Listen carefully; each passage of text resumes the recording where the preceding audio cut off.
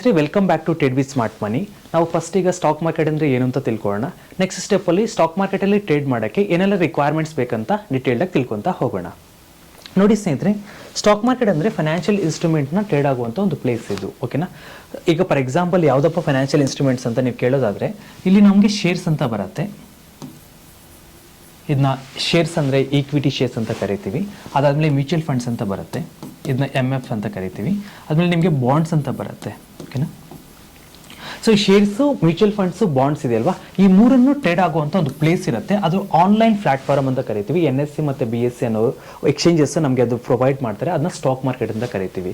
ಇದು ಬಿಟ್ಟು ಇನ್ನೊಂದು ಇದೆ, ಅದು ಕಮಾಡಿಟೀಸ್ ಅಂತ ಕರಿತೀವಿ.